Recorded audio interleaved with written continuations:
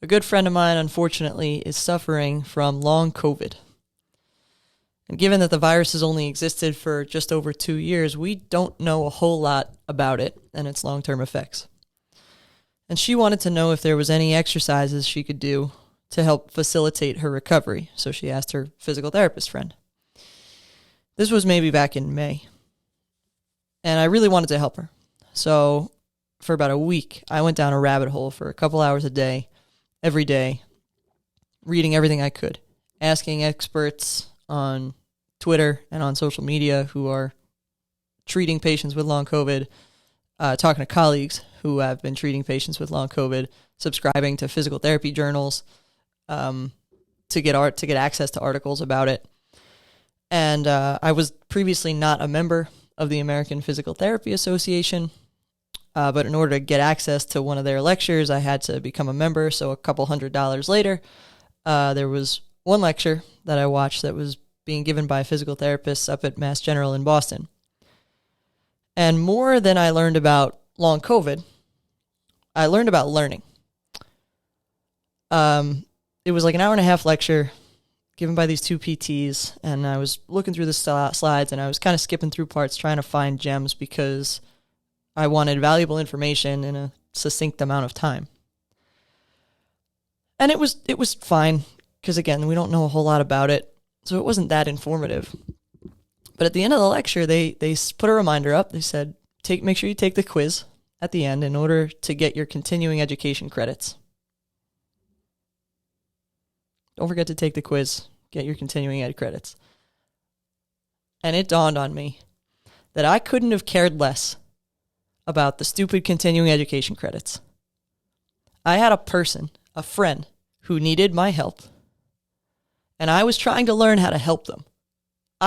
Who cares about the stupid quiz? Give me valuable information that's going to help the person in front of me.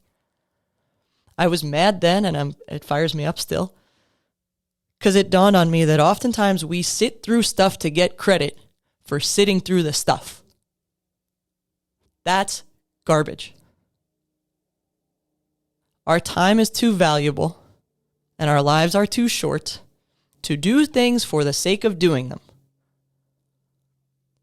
My assistant coach for soccer is a gem of a person. She's incredible. I love her to death. I just adore her. She is a special ed math teacher, a high school special ed math teacher. She has to sit through math department meetings, special ed department meetings, IEP meetings, administrative meetings. The stuff that she tells me that she has to go to, she's got to skip her lunch to do hall duties. There are responsibilities that come with just being a teacher. I understand that. She's at these meetings sitting there doing nothing. She's there for the sake of being there to say, yep, the special ed math teacher was present at that meeting. There are so many more valuable ways that she could be spending her time. We sit through stuff to get credit for sitting through the stuff, and that is garbage. We talked about learning a little bit yesterday. When you Google stuff, you learn it because you're interested, you're active, you're involved in it. Your kids at your practice and at your games are curious about their sport. They love this sport. They're here for a reason.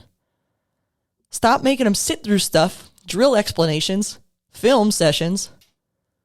If they're not curious about it, they're not going to learn it. Don't make them sit through the thing for the sake of taking their continuing ed quiz at the end. Help them actually learn it. Facilitate their learning of the thing. Right? Get curious. Allow your kids to get curious. Go explore that thing so you can make a real difference and you can really learn. I appreciate you. Thank you for spending some time with me today. Keep getting better every day.